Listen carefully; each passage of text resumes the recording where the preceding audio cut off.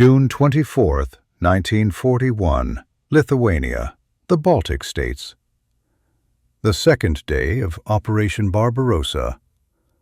The sun is beating down on the dusty road leading to the town of Raseiniai. The ground is shaking.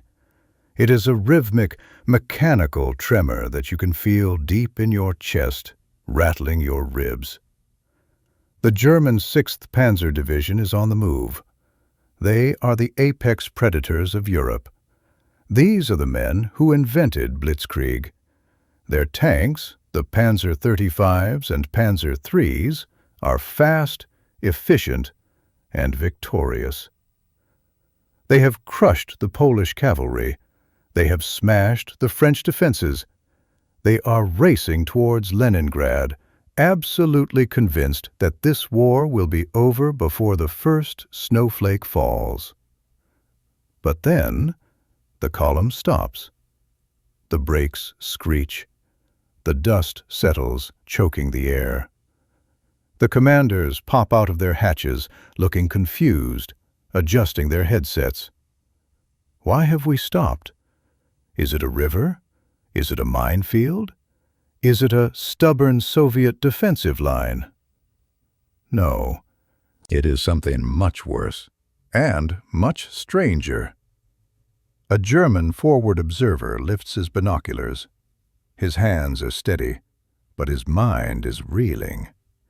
He focuses on a shape standing alone in the middle of the road, blocking the only supply route through the swamps. At first, his brain refuses to accept what he is seeing. It doesn't look like a tank. It looks like a building. A dark green, rectangular skyscraper made of riveted steel. It stands nearly 4 meters tall, twice the height of a German tank. Its tracks are wide and heavy, sinking deep into the soft earth. But the most terrifying part is the turret. It is a massive slab-sided box that seems far too heavy for the hole beneath it, and sticking out of that box is a gun barrel so thick it looks like a sewer pipe. The Germans in their light tanks start to laugh. They joke over the radio, their voices full of arrogance. "Look at that barn! Ivan has put a tractor on the road." They think it is a joke. A desperate, clumsy attempt to slow them down with farm equipment. They order a battery of 37mm anti-tank guns to clear the obstacle. The door knockers. The crews set up their guns quickly, confident in their precision. They aim for the flat, vertical armor of the giant. Crack, crack, crack. The high-velocity shells scream through the air. They hit the steel monster. Sparks shower the hull like fireworks. The sound of metal on metal rings out across the valley like a church bell. But when the smoke clears, there is no fire. There is no hole. There is not even a dent. The paint is scratched. That is all. The laughter in the German ranks dies instantly. The radios go silent. Inside the steel giant, something is waking up. With a groan of stressed metal and the whine of an overworked electric motor, the massive box turret begins to rotate. It moves painfully slowly, degree by degree, grinding like a factory machine, until that black eye of the 152mm howitzer is staring directly at the German gunners. Boom! The explosion is not a sharp crack like the German guns. It is a thunderclap that tears the air apart. The shockwave flattens the grass for 50 meters. The shell, weighing 40 kilograms, the weight of a small person, smashes into the German position. It doesn't just destroy the anti-tank gun. It erases it. It flips the heavy equipment into the air like a toy. It creates a crater where men used to stand a second ago. For the next 24 hours, The mighty 6th Panzer Division, thousands of men, hundreds of tanks, the pride of the Wehrmacht, will be held hostage.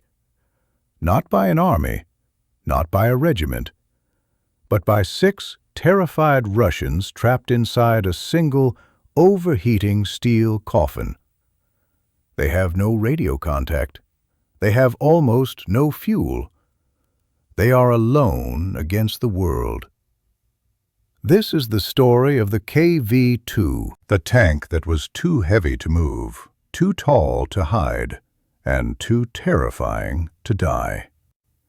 This is the story of the monster that became a legend. The birth of a freak. To understand why anyone would build such a monstrosity, we have to leave the burning summer of 1941 and go back to the freezing hell of the Winter War. 1939. The Soviet Union had invaded Finland, expecting an easy victory. Instead, they walked into a slaughter. The Finnish Mannerheim Line was a masterpiece of defense. Concrete bunkers hidden in the deep forests, covered in snow. The standard Soviet tanks, the T-26 and the BT-7, were useless. Their 45mm guns were like pea shooters against reinforced concrete. They would fire, and the Finnish machine guns inside the bunkers would just keep killing Soviet infantry. Stalin was furious. He paced his office in the Kremlin, demanding answers. He didn't want excuses. He wanted a sledgehammer. "Give me a tank," he ordered, "that can drive up to a bunker and smash it with one hit." The order went to the Kirov plant in Leningrad. The engineers were terrified. In Stalin's Russia, failure meant death. They had 2 weeks to design a miracle. They looked at the chassis of their new heavy tank, the KV-1.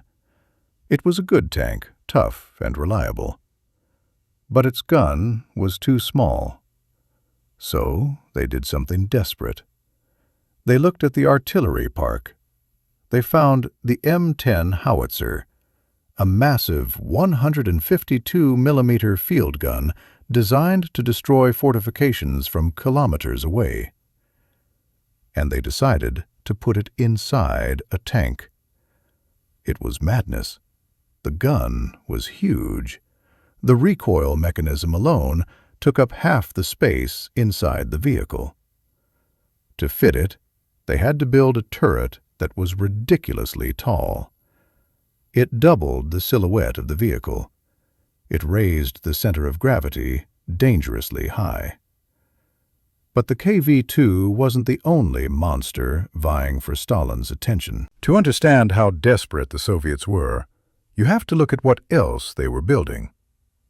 At the same time the KV-2 was being designed, Soviet engineers were obsessed with land battleships.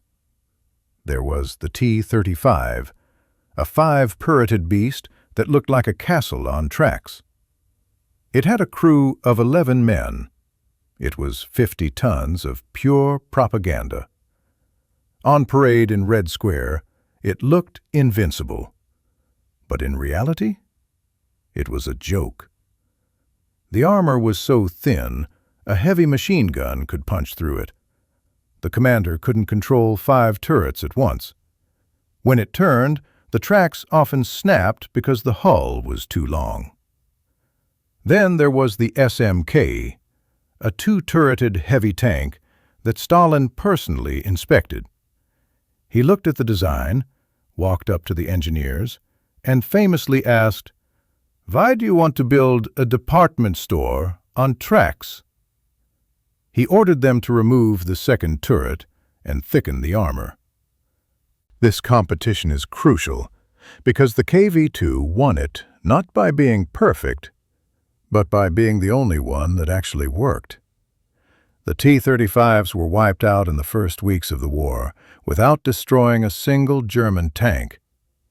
The SMK hit a mine in Finland and was abandoned because it was too heavy to tow. The KV-2 was the leanest of the monsters. It was a single-turreted bunker, and unlike the T-35, its armor was actually thick enough to stop German shells.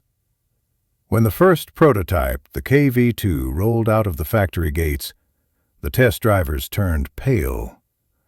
They realized immediately that this was a dangerous machine, not just for the enemy, but for them. It weighed 52 tons. The suspension groaned under the load.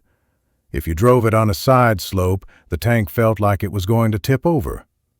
If you fired the gun while the turret was turned to the side, the recoil could capsize the entire vehicle. The manual was filled with warnings in bold red letters. Do not fire on a slope. Do not drive fast over bumps. But Stalin didn't care about safety warnings. He saw the size of the gun.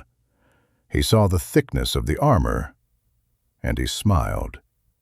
He ordered it into immediate production. He called it the Dreadnought. The soldiers, with their grim Russian humor, looked at the tall, boxy turret and gave it a different name: Stalin's refrigerator. But when the Germans invaded, they didn't find it funny. They had no idea it existed. Their intelligence had failed completely. So when they first saw it looming out of the smoke, they simply called it the monster. Inside the belly of the beast. We have seen the monster from the outside, but what was it like to live and die inside it? Let's open the heavy steel hatch and drop down into the fighting compartment. The first thing that hits you is the smell. It smells of oil, unburnt diesel, sweat, and cordite. It is hot, unbearably hot. The transmission, located right behind the driver, radiates heat like a furnace. The crew consists of 6 men: the commander, the gunner, the radio operator, the driver, and 2 loaders. Why 2 loaders? Because the weapon is a beast. In a normal tank, the loader grabs a shell, shoves it in, and the gun fires. Bam! 3 seconds. In the KV-2, it is a complex, heavy industrial operation. The ammunition is 2-piece. First, the projectile, a 40-kilogram block of steel and high explosive. It is heavy, slippery with grease. One loader has to lift it from the floor rack, straining his back, and heave it into the breech. Then, the second loader grabs the propellant charge, a brass casing filled with gunpowder, and rams it in behind the shell. Only then can they close the massive screw breech. "Ready!" they scream. It takes nearly 2 minutes to reload. In a frantic tank battle, where seconds determine who lives and who dies, 2 minutes is an eternity. It is enough time to pray, enough time to panic. And while they are loading, the tank is rocking. The turret ring was never designed for this weight. The electric motor whines and sparks, struggling to turn the multi-ton turret. If the tank is on even a slight incline, the motor fails completely. Then, the crew has to use the manual traverse. A heavy iron wheel. They have to crank it by hand, muscles burning, sweat pouring into their eyes, just to move the gun a few inches. And they are blind. The optics in 1941 were terrible. The glass was often full of bubbles or clouded. The commander has only narrow slits to look through. In the chaos of battle, with smoke and dust everywhere, the KV-2 was a blind giant, flailing its club in the dark. But when that club connected, we have reports from German tankers who survived encounters with the KV-2. They describe the terror. If a 152mm high-explosive shell hit a Panzer III or Panzer IV, it didn't need to penetrate the armor. It didn't need to be an armor-piercing round. The sheer kinetic energy was like being hit by a freight train. When the shell impacted, the blast would shatter the welds of the German tank. It would turn the crew inside into jelly from the shock wave. Often the force was so great, it would simply rip the German turret clean off the hull and throw it meters away. It was overkill. It was brutal.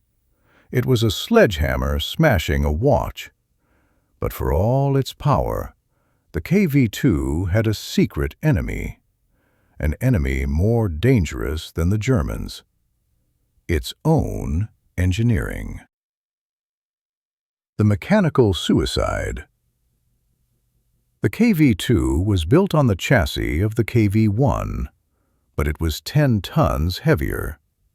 The engine, the famous V2 diesel, was powerful, but the transmission was weak. It was the Achilles heel of the Soviet giants. The gearbox was crude. Shifting gears required immense physical strength. Drivers often kept a sledgehammer next to their seat, not for fighting the enemy, but for hitting the gear lever when it got stuck. Imagine trying to drive a 50-ton tank while smashing the gear stick with a hammer. The clutch would burn out after 50 kilometers of cross-country driving. The final drives would snap under the weight. The brakes would fade and fail. When the war started, hundreds of KV-2s were rushed to the front, but most of them never saw a German soldier. They died on the roadside. We talk about the Battle of Raseiniai as a triumph, but for 90% of the KV-2 crews, the war was a silent, lonely tragedy. Imagine being a driver of a KV-2 in July 1941. The Germans are advancing 50 kilometers a day. Your regiment is retreating. You are driving a 52-ton steel box down a dirt road. The sun is baking the armor. The engine is overheating. And then the fuel gauge hits zero. The massive V2 diesel engine coughs and dies. The silence is deafening. You wait for the fuel truck. But the fuel truck has been bombed by the Luftwaffe 10 kilometers back. You wait for the recovery tractor. But there is no tractor in the Red Army strong enough to tow a KV-2. You are sitting in the most powerful weapon on Earth. You have ammunition. You have a working gun. You have a willing crew. But without fuel, you are just a statue. The order comes over the radio, if it works. Abandon vehicles, retreat on foot. This is the part of history that hurts to read. Thousands of Soviet tankers wept as they followed the order. They didn't want to leave their giants. They had to destroy them.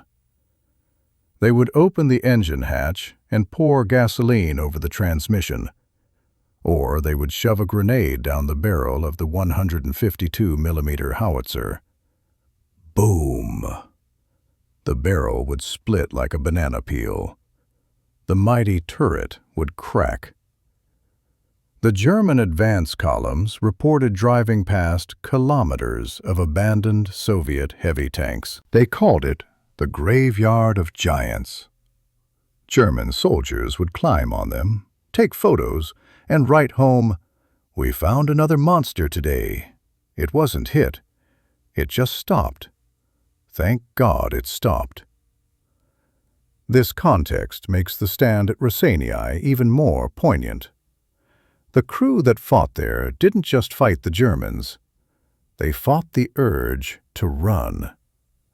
They chose to stay in their coffin and use every last drop of fuel and every last shell to make the enemy pay.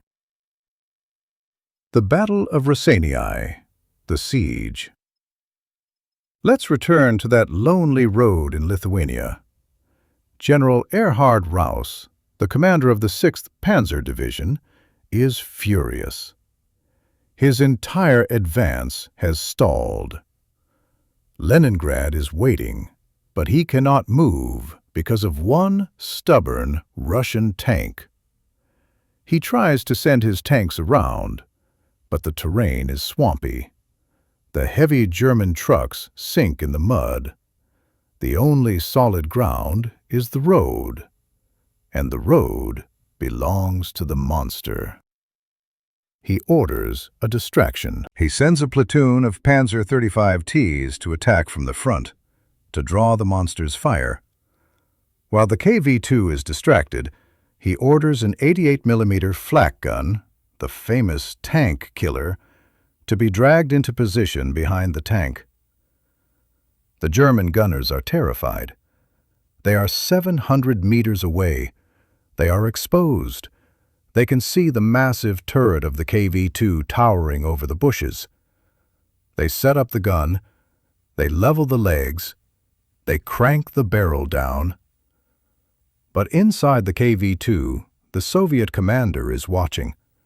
Despite the poor optics, he sees the movement in the trees behind him. "Traverse rear!" he screams. The crew abandons the loaders. They grab the traverse wheel, all of them, helping to turn the massive turret. The electric motor whines in protest. It is a race against death. The Germans are loading the 88. "Schnell! Load the armor-piercing!" The Russians are turning the turret, degree by degree. The black hole of the barrel swings around. The Germans are ready to fire. The gunner looks through his sight. He has the monster in his crosshairs, but he is half a second too late. The KV-2 fires first. The explosion shakes the earth. The shell lands directly on the 88mm gun shield. There is a flash of orange fire, and then silence. The German gun is gone.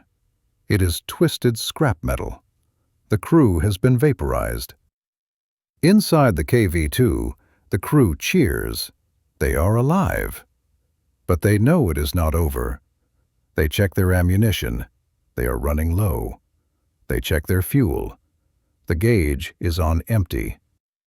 They are trapped in a steel box surrounded by an entire army that wants them dead. Night falls over the battlefield. The air cools down, but the metal of the tank is still hot.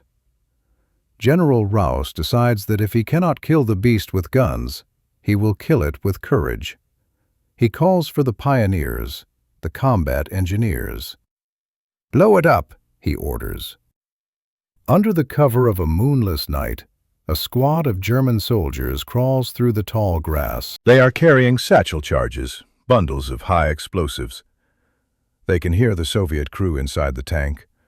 They can hear them talking, coughing, the clink of a water canteen. It reminds them that there are men inside that monster. The Germans reach the tank. They climb onto the hull. They place the explosives on the tracks. They place a charge on the gun barrel. They light the fuses.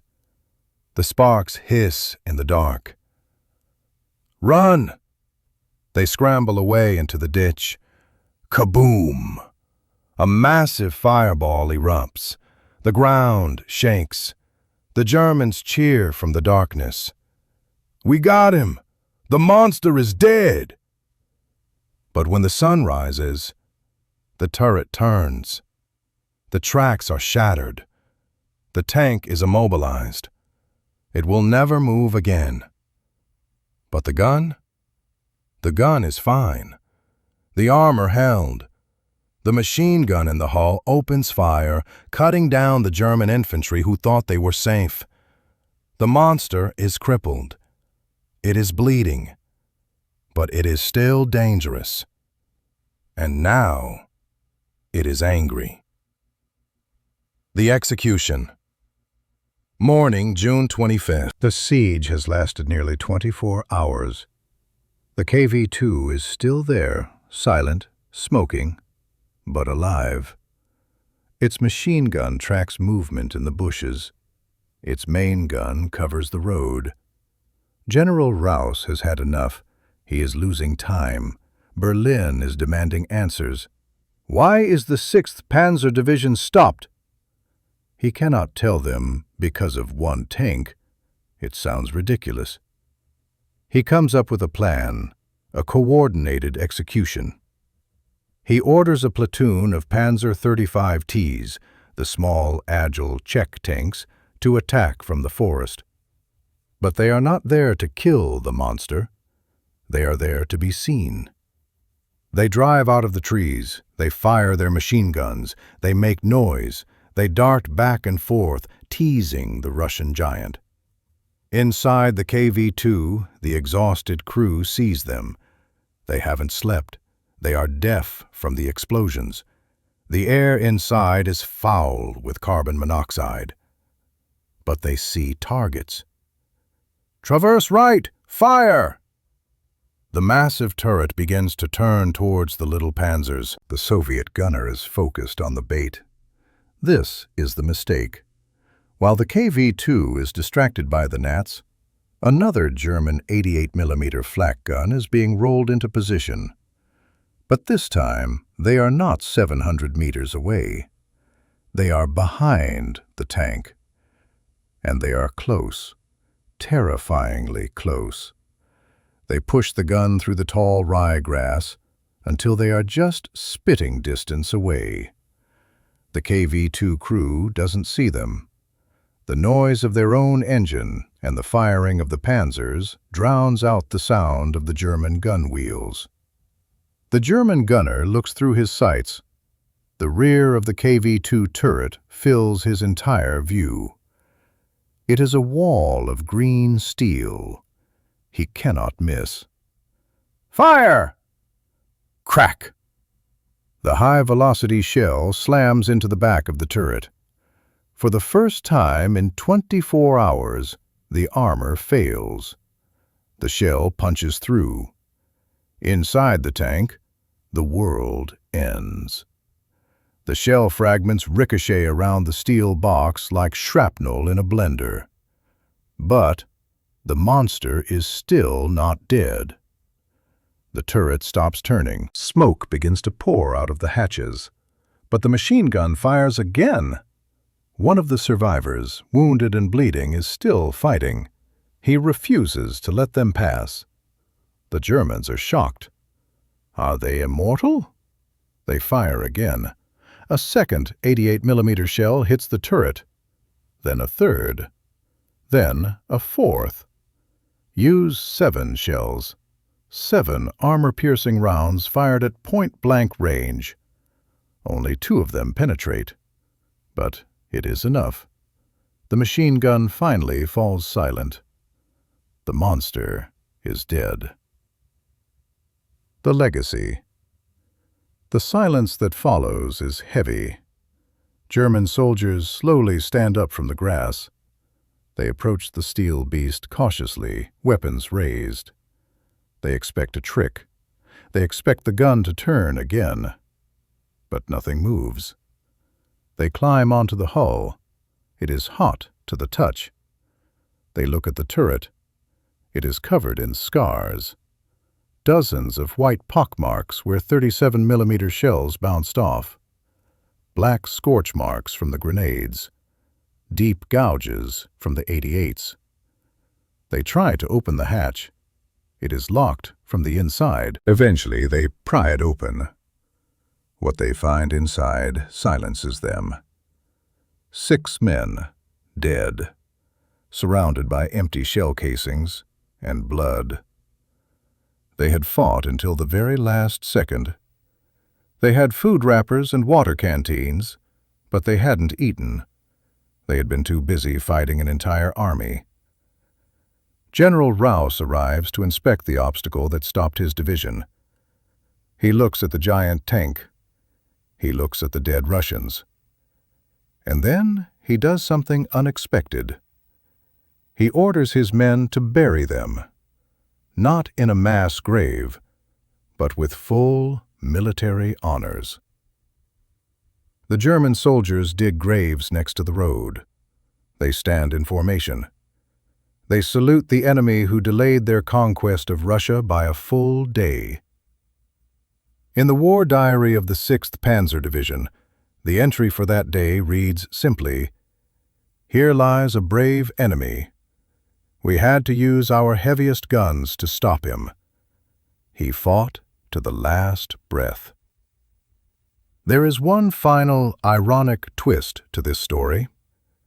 The Germans were so impressed by the KV-2 that they actually used them. Captured KV-2s were painted with large German crosses and pressed into service with the Wehrmacht. They called it the Panzerkampfwagen KV-2 754R. They even modified them. They installed a new commander's cupola from a Panzer III so the commander could actually see. They installed racks for their own ammunition. But even the master mechanics of Germany couldn't fix the KV-2's fatal flaw. They used them for a few months, and then, just like the Russians, they abandoned them. Why? Because the spare parts didn't exist. When a transmission broke, the German mechanics would look at the shattered gears and simply shake their heads. Kaputt. The Germans learned the hard way what the Russians already knew. You can capture a monster, but you cannot tame it. The sight of a KV-2 with a German cross is one of the strangest images of the war. It is the ultimate proof of respect. The master race taking the Untermensch tractor and trying to make it their own, simply because they were terrified of its power. But the story of the KV-2 didn't end in that grave. Its shadow would hang over the German army for the rest of the war. The encounter at Raseiniai changed everything. Before 1941, the Germans believed their tanks were invincible. They believed that speed and tactics were enough. The KV-2 shattered that illusion. Hitler was reportedly furious when he heard about the Raseiniai monster. He demanded to know why German intelligence hadn't warned him about these super-heavy tanks. "If I had known about these giants," he famously said, "I might not have invaded." The shock of facing the T-34 and the KV-2 forced German engineers to panic. They realized their Panzer IIIs and IVs were obsolete overnight. They needed bigger guns. They needed thicker armor. This panic led directly to the creation of the Tiger and the Panther. You can trace a direct line from the KV-2 to the Tiger tank. The Germans looked at that Russian monster and said, "We need a monster of our own." But the KV-2 itself? It went extinct. It was an evolutionary dead end. It was too heavy, too slow, and too unreliable for modern warfare.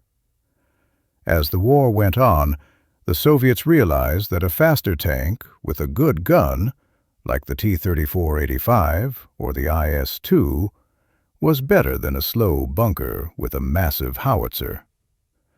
By 1942, production of the KV-2 had stopped. The few that remained were used as fixed bunkers or lost in the retreats. Today, only one intact KV-2 remains in the world. It sits in a museum in Moscow. It looks clumsy. It looks ugly. It looks like a refrigerator welded onto a tractor. But if you stand next to it and you look up at that massive scarred turret, you can still feel the echo of the terror it caused on that summer day in Lithuania. You can understand why an entire German division stopped and why they called it the monster. The KV-2 was a failure of engineering. It broke down more often than it fought. It killed its own crews with its terrible design. But for 24 hours in June 1941, it was the most powerful weapon on Earth. It proved that one crew, with enough steel and enough courage, could stand against the tide of history, even if only for a day. But the KV-2 wasn't the only Soviet giant that terrified the Germans. There was another tank, a tank so advanced that when it appeared in Berlin in 1945, it made every American and British tank look obsolete instantly. It started the Cold War just by parking on a street. It was called the IS-3, the Pike. Click here to see the tank that made the West panic, or click here to see how the German Tiger actually compares to the Soviet beasts. I'll see you in the next one.